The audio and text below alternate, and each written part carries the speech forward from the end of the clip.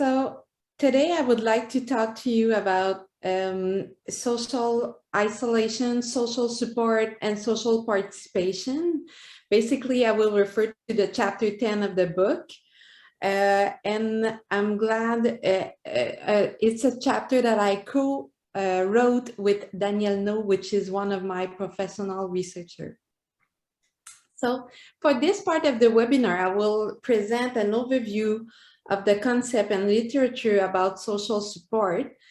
I will also discuss the similarity and difference with social participation, isolation, and loneliness. And I will talk to you about a policy and program on social support and social participation. And I'm looking forward for exchange and discussion with you. Social support, social participation are important factors in promoting health and well-being of older adults. To properly plan and evaluate policy and program addressing social support and social isolation, we need to have a good understanding of the definition, the measure, and the literature on these concepts, including the promising practices. Moreover, it's important to understand how this concept overlap and what differentiate all of these concepts.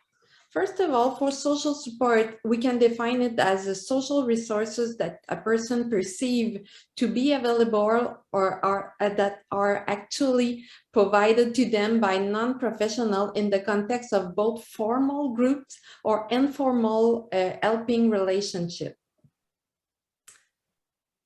Social support, there is two kinds of social tie. They can be strong or weak. Usually the strong ties are often from intimate partner and other family members, and they provide expression of support such as listening, caring, caregiving, and affection. Weaker ties are also provided by volunteer or representative of religious organization, and they offer bridging support, mostly from in the form of practical assistance or advice. Older women have more opportunity than men to serve as a bridge between family members, friends, and relatives. Because older men have a smaller social network than women, they sometimes have fewer opportunity to increase their social network. And greater perceived emotional support in older adults have been shown to be associated with better cognitive functioning and decreased risk of mortality, especially in older men. Receiving social support can, however, revive conflict and with close ties or be interpreted as a threat to older adults' sense of independence and control. So in this way, it can be detrimental to their health and well-being. Nevertheless, received social support makes older adults feel that they are esteemed and valued and that they belong to the community. While social isolation can be defined as a fewer fulfilling quality social ties and a weaker sense of belonging and social engagement, social participation can be defined as a person involvement in a social activity that provide interaction with others in community life and in an important shared space evolving according to time and resources and based on what is meaningful for them.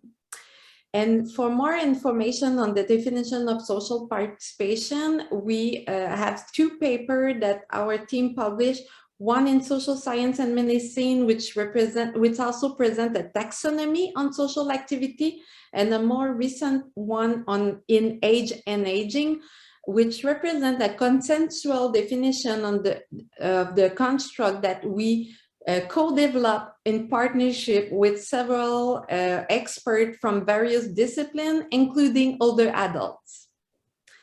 Social participation in engagement in social activity, but not emotional and informal support, was found to be associated with better physical and mental health in older adults. Higher social participation was also found to be associated with younger and retired older adults, people having a greater education level, greater functional independence, and people also that can make that believe that they can make friends through their engagement in social activity. In one systematic review, we also found that higher social participation was associated with access to transportation, proximity to resources and recreational facility, social support, neighborhood security, and user-friendliness of the walking environment. On this, finally, loneliness can be defined as a person's perception of their social ties that are not as satisfying as desired. Social support, social participation, social isolation, and loneliness are all modifiable factors that can interfere or it can be enhanced to foster health and well-being in older adults. Because they are interrelated, intervention targeting either one of the concept could affect the other. For example, reducing social isolation increases the opportunity for social support and engagement. However, a socially isolated person might not feel lonely. A socially isolated person might not report feeling lonely, but social isolation increases the risk of adverse effect and mortality, attesting the importance of health promotion and public health intervention. There is a few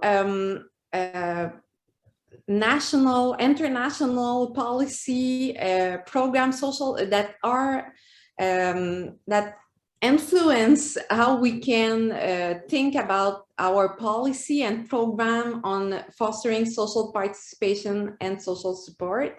For example, the United Nations and the World Health Organization are both providing a specific key document that can be used, and these documents also have been update and provide with guidelines to help us to really influence policy and program.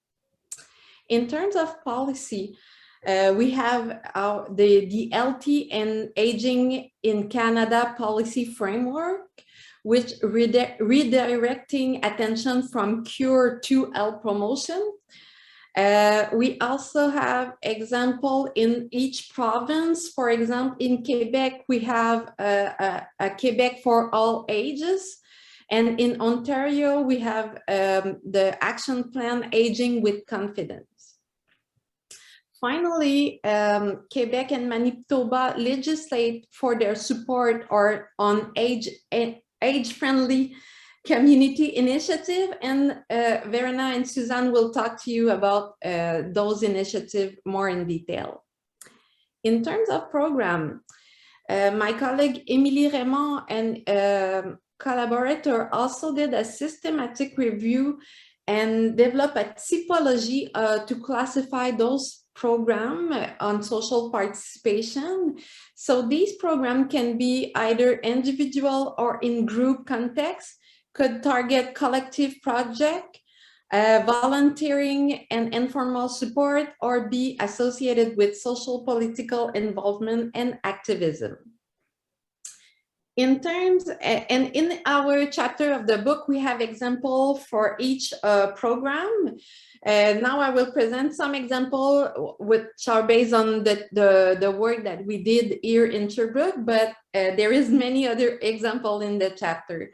So in terms of social interaction in an individual context, we develop and evaluate the personalized citizen assistance for social participation, which aim to build a network around older adult, and it's based on the constitution of a relation of trust between one older adult and a volunteer.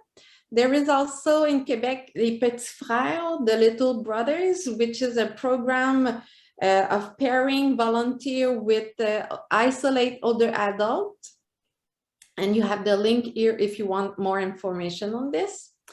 And also for programming group, they are usually built on knowledge and tool to better adapt to aging. Here, there is an example on the lifestyle redesign program, which is a preventive occupational therapy where participants develop and maintain healthy routine and meaningful activity.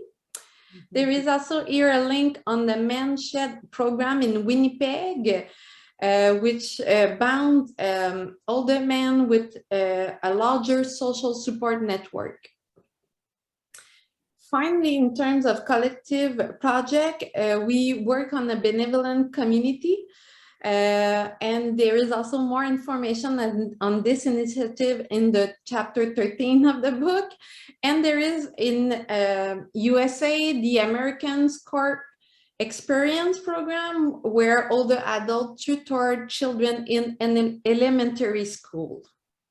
In conclusion, increasing social support and participation and lowering the risk of social isolation and loneliness in older adults are determinant to their health and well-being. With the COVID-19 pandemic, there is many older adults that minimize their social contacts and now continue to maintain such avoidance behavior, which could be detrimental to their physical and mental health.